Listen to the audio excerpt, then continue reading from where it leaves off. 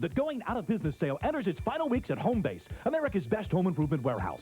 Effective immediately, you'll get 50% off everything, no exceptions. Shop the Homebase near you today. Redder and Silo are merging. Rather than move our massive multi-million-dollar inventory of appliances, TVs, VCRs, camcorders, computers, audio, and more, all Chicago Redder stores are holding a huge stock reduction sale. Now, we've added even more discounts. Take an additional 10% off all floor samples and demo models, all with full manufacturer's warranties. Plus, further reduction store-wide on Sony, RCA, Maytag, GE, Whirlpool, and more. But hurry, it's all going fast. Get to Fredder's massive stock reduction sale now.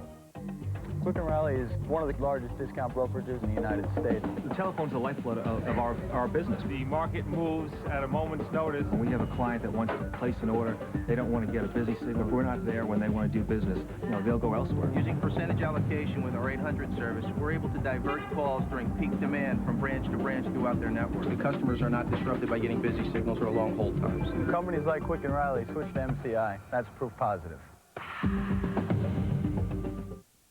Inside box number 1, ooh, good scare. Box number 2, lots of laughs. Box number 3, little romance. And they got thousands. So open any box. Make it a blockbuster night. Something evil is haunting Lionel. His mother. Help! Someone! Please! Your mother ate my dog! Dead Alive from Trimark Pictures, rated R. Face the force of evil, late night tonight.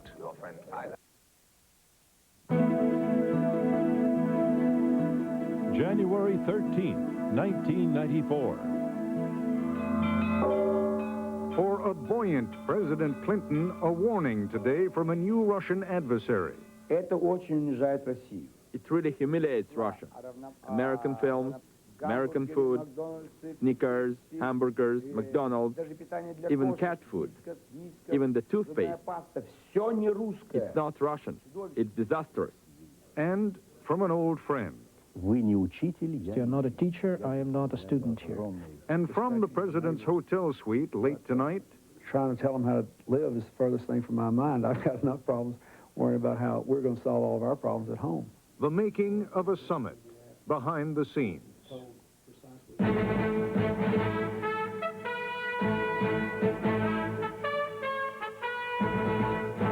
This is ABC News Nightline. Reporting from Moscow, Ted Koppel.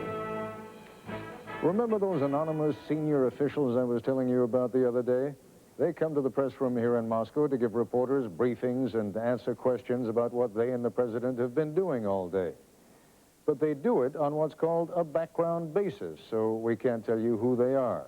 Theoretically, that means they can speak more candidly than if they were identified by name. Well, senior officials were thicker than ducks on a pond here today, explaining how the president told the Russians what they need to do to improve the business climate, and how a couple of American companies are going to conclude some multi-billion-dollar gas and oil deals. The idea is that we will then report to you how good this summit is going to be for the American economy. That's fine for the storyline, but television also needs pictures, like this one of the president arriving at the Kremlin shortly after 9 this morning. Or this nifty piece of choreography.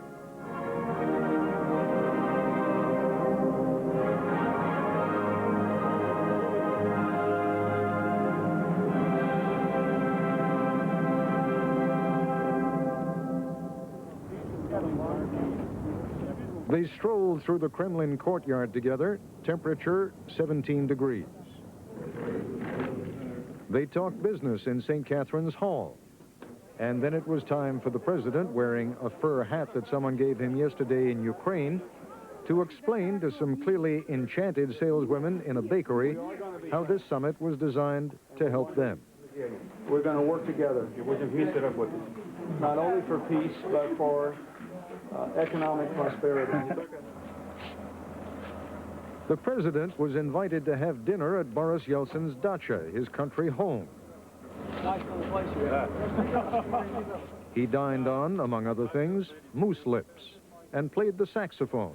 He seems doomed to have one crop up wherever he goes these days. This little figurine of Mr. Clinton, sax in hand, was President Yeltsin's gift.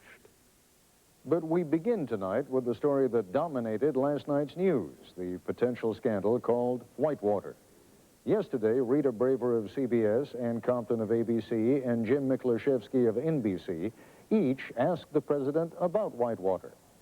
As we showed you last night, he was not pleased. You seem to have your two questions, Jim. Yeah, okay. You had your two questions. All righty. I'm sorry you're not interested in the trip. At the very end of another grueling day, the president agreed to talk for a few minutes in his hotel suite. Yesterday, you lost it a little bit. I don't mean you lost it, you lost your touch a little bit. You didn't handle the Miklaszewski interview very well. You didn't handle Ann Compton's interview very well. Was it fatigue? Was it just the frustration of having it come up? I mean, why? You could have handled either one of those questions and knocked them out of the park any other night.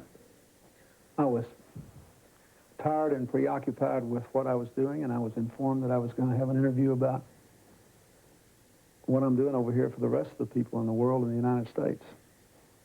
I mean, you know, nobody said that I just was... I literally had no idea that it was going to be asked. But you know, you have to understand. You have to understand. I mean, I guess the media's been obsessed with this, but it never crosses my mind. I think it has been not very well handled. Maybe not by me, but not by others as well. I mean, things. So there's no point in going into it now. I don't have to talk about it anymore now. Yeah, it just strikes me as strange that you didn't handle it better yesterday. You have any thoughts on why? I had no notice. I had no earthly idea it was going to be asked. I was told precisely the opposite. I was told I was going to answer two questions from both of them. Not from Ann. I didn't think I handled it all that bad. I just said I didn't have anything to say about it. But from Miklaszewski, I was told I was going to answer two questions on what I'd done that day. Is there, when you're traveling on one of these trips, and you have to be enormously focused on what you're doing? I mean, yesterday, I don't know how many different bilaterals you had before you even got to Kiev. Is there a sense of, there are times when I wish I didn't have the sort of unruly press that goes with a democracy? No, not exactly, but I do think that on one of these trips, for one thing, you often are a little more tired than you normally would be. And I certainly have been. You know, I left my mother's funeral and I flew right to Washington and then right on the trip. And I was tired when I started. And it requires so much focus because you realize you have to make the most of every moment, that every meeting counts, and you have these objectives you're trying to achieve. And we pack these days. We work hard. I mean, if you look at how we've handled all of our foreign trips, our administration, we work at these things, and we have clear objectives. And the amount of concentration it takes is enormous. And I think, frankly, at least when I'm on these trips and I'm trying to get these things achieved, I'm not as political, if you will, as I normally would be. I mean, I really try to shut other things out and just focus on what I've got to do for the country until the trip's over. Well, this is a perfect example. I mean, here we're sitting now, it's 1 o'clock in the morning. You've just come back from a 3-hour dinner with Yeltsin. It is natural, it is part of it. Wine is served. Probably had a shot or two of vodka. I mean, that goes with it. You have to do it. And now you have to sit down for an interview. There must be times on these trips when you say there's got to be an easier way to make a living. Well, I love the work, but you just have to be on. and having the press with you is a part of it. I mean, you know, yeah, it's an unruly system, but think about the reverse. I mean, if you weren't here and you weren't covering it, then the American people wouldn't have any idea what I'm doing over here and how it relates to them and their lives and their interests. And one of my constant, almost drumbeat points I've been trying to make since I started running for president is that there is no longer an easy dividing line between domestic and foreign policy. That is, if we have peaceful relationships with Russia, and it enables us to live in a more peaceful world with less threat of nuclear war and less threat of conventional war, and to work in partnership with them to solve troublesome problems, then that enables the American people to free up their money and energies for other things. If we have a strong and growing, economically healthy Russia, that's another 160+ million people to buy American products.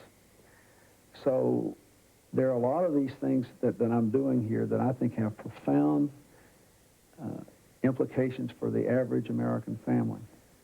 And I don't think I could communicate that at all if I didn't have the American Press Corps with me. When we come back, two Russian leaders who thought they should have been on President Clinton's agenda, but weren't.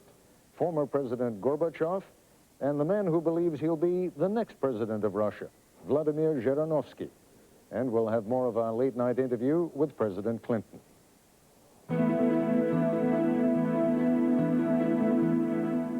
This is ABC News Nightline, brought to you by Cadillac. The Standard, an automobile seat that may transfer bumps from the road and aggravate your back. The higher standard in the all-new Cadillac DeVille is new suspension seating, which acts like a shock absorber for the driver's back, isolating you from bumps to help reduce back pressure and increase circulation, which should leave you more refreshed mile after mile. Suspension seating in the new V8-powered DeVille by Cadillac, creating a higher standard. Man, when I get a cold, it's a killer cold. Sure, I take Contact. The 4-hour medication, like Actifed, it wears off too quick. Get to work in the morning, it's gone. Take Contact in the morning, it works for me. Contact helps turn sick days into work days. It's good stuff. They put me in this frigid mountain stream to make the point that TGI Fridays has maple pecan grilled salmon, tender fillets in a rich maple glaze. Get my agent on the phone. Everyone looks forward to Friday. This man lost his daughter to a violent crime committed by a repeat offender. Now he wants to put them all away for good, so it doesn't happen to you. 2020, Friday. It's the final days of the grand opening celebration at Value City Furniture in Chicago. And now's the time to save like never before. We've jammed our showrooms with over 100 truckloads of sofas, love seats, and chairs, all priced for immediate sale at savings of 40 to 60% off. Fabulous 5-piece country bedroom, not $900, now only $598. 5-piece black or almond dinettes, not $400, your choice an incredible $166. Halogen desk lamps, your choice $1988. Don't miss the final days of the grand opening sale at all Value City Furniture showrooms in Chicago. The Going Out of Business sale enters its final weeks at Homebase, America's best home improvement warehouse. Effective immediately, you'll get 50% off everything. Homebase cashiers deduct 50% more off the lowest mark price of everything in every department. All tools, hardware, plumbing, and electrical fixtures, all flooring and paint, everything now priced at or below wholesale. Save 50% on everything, no exceptions, nothing held back. Don't miss these out-of-business savings at all 7 Chicagoland Homebase locations.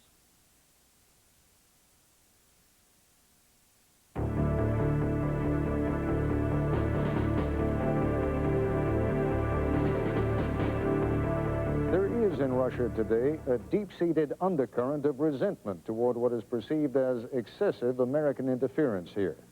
Vladimir Zhirinovsky, the leader of the political party with more seats in the Russian parliament than any other, personifies that feeling.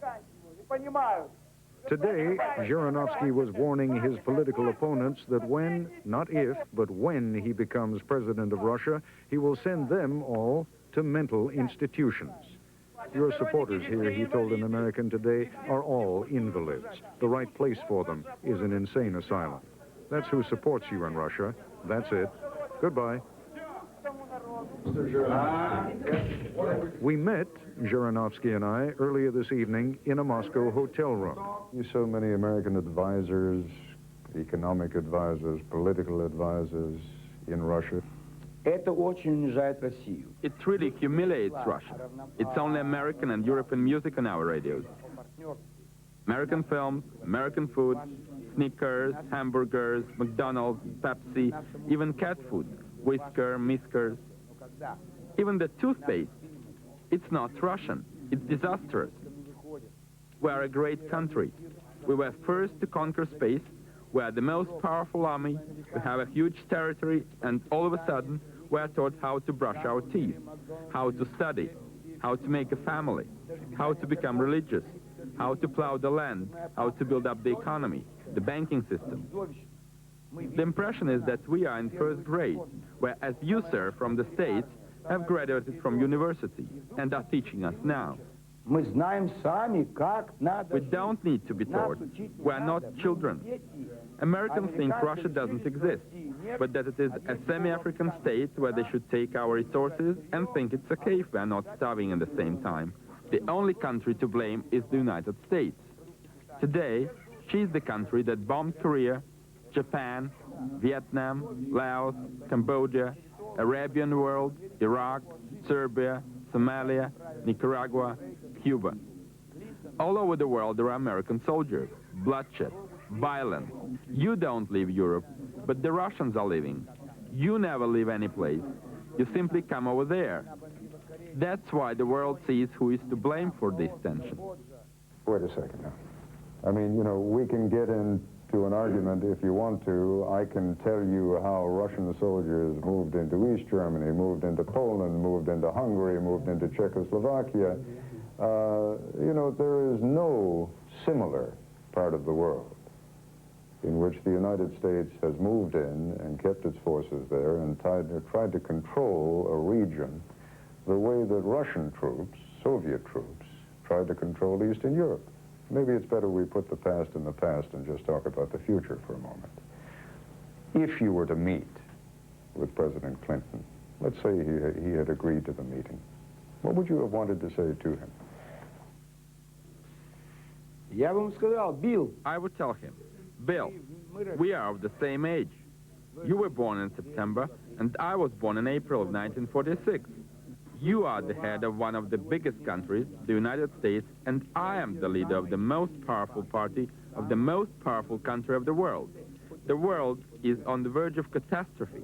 Military, ecological, ideological, national, religious. You cannot run the world today from one center. The Germans tried to do it under Hitler. Failure. Didn't work out. The Swedes, the Poles, the communists tried it. Nothing worked. All of them blew off. We should not repeat these mistakes. The world will not be pan-American. Where Zhirinovsky is loud, crass, and bordering on the unstable, former Soviet President Mikhail Gorbachev is urbane, thoughtful, and disciplined. How do you explain a phenomenon like Zhirinovsky? What does that mean in terms of where Russia is headed? People did not vote for Zhirinovsky, really. People voted against the policies of the current government. People voted so because the cost of the reform has been too much, and people voted so because they don't yet see light at the end of the tunnel. But on the issue of too much American interference in Russia, Gorbachev and Zhirinovsky hold strikingly similar views. Gorbachev is still bristling over his first meeting with Ronald Reagan. He said, Mr. General Secretary, I would like to recommend, I would like to ask and he began to demand things about human rights and particularly about immigration and this sort of thing. I listened for a couple of minutes, but then I stopped the president and I said, Mr. President, you are not the accuser here. You're not the DA here, you're not the accuser, and I'm not the accused. You're not a teacher, I am not a student here. I represent a vast country and a great nation, and let us talk as equals. America continues the same policies that it pursued when the Soviet Union still existed.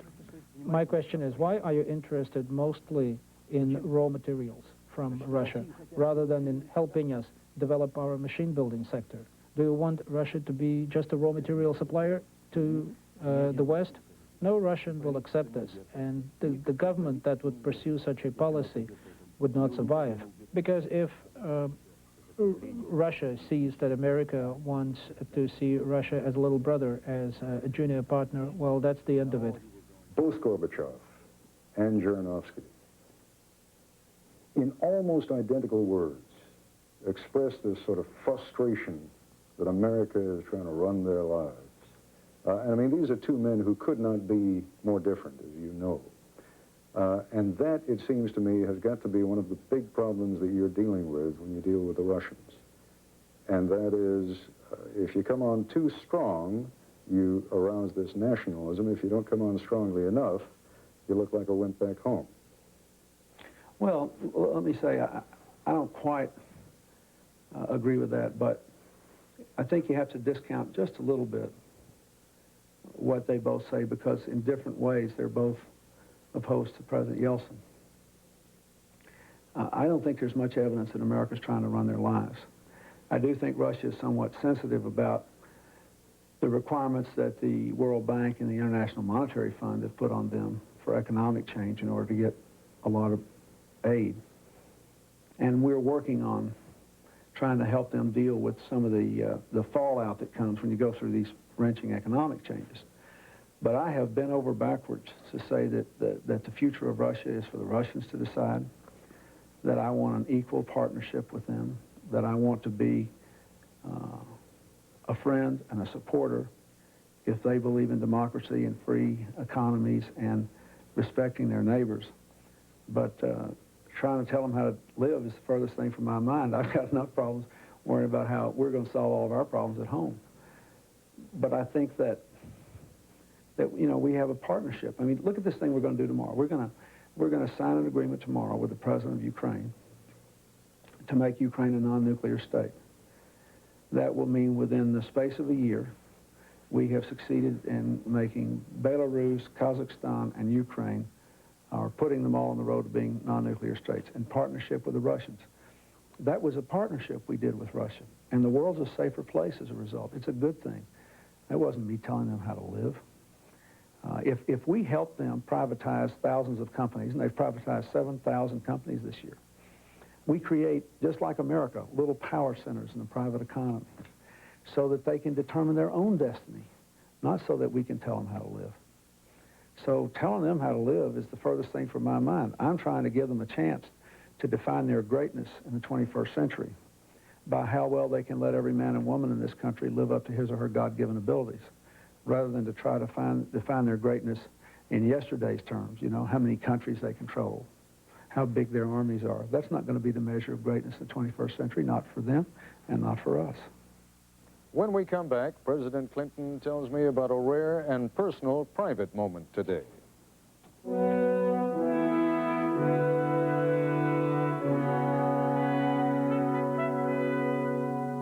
Hey, Columbia, Missouri makes ace their place, and here's why. We're loaded with values, John. Like a 6-shelf storage unit from Home Equip, just $13.88. And lightning bug clip lights, $4.44 each. Hey, Ace is America's place for better values. We designed a new car. We created a new class. We developed new engineering. We created a new standard of performance. We redefined value. Introducing the Mercedes-Benz C-Class. It wasn't designed to compete with other cars. It was designed to replace them. The new C-Class starting at under $30,000. I want to tell you about the most exciting new frames we've ever had at LensCrafters. They're called Flex-On frames. You can twist them, bend them, flex them. So even if you're rough on your glasses, they'll always return to their original fit. Flex-On frames in about an hour at LensCrafters. Next time, updates on President Clinton's visit to Moscow. Plus Art Buchwald and Chevy Chase's first interview on Life After Late Night. On Good Morning America.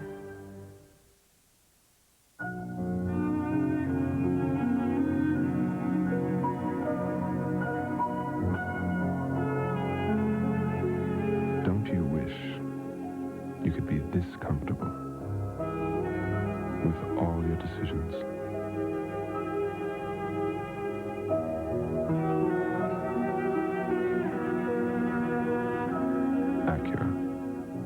Some things are worth the price.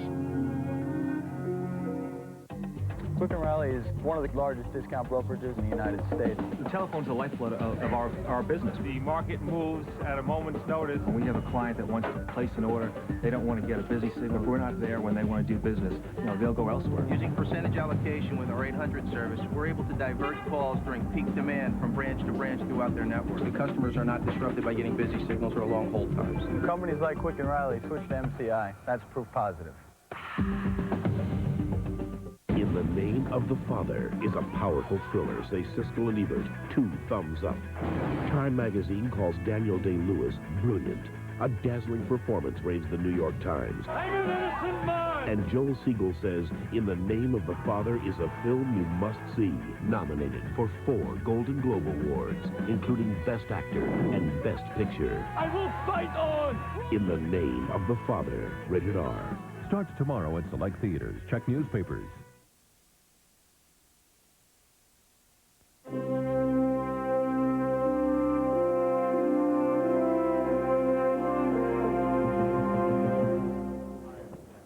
His Russian hosts took President Clinton this afternoon to Kazansky Cathedral, a Russian Orthodox church that has been renovated and just reopened. Outside the church, it was a photo opportunity. Inside, it evolved into a personal moment. I went to the church because of the incredible symbolism of this church. The church was built in the 1600s, torn down under Stalin, literally turned into a public bathroom as a way of denigrating the church. And it was recently rebuilt after its original model and sanctified recently. So I wanted to go to that church as an expression of my support for freedom of religion in Russia and for the incredible faith that the rebuilding of that church represents. But when I was there, the Russian Orthodox priest who met me showed me the wonderful icons inside the church and told me that there was one place in the church where candles could be lit and prayers could be said for loved ones who were no longer living. And he said, I'd like to give you the chance to go over there and light a candle for your mother, which I thought was a really wonderful thing for him to do, especially in a church that had as much real faith behind it as that one did. So I was able to do that. It meant a lot to me. I mean, it was one of the few really personal moments I've had since I left home.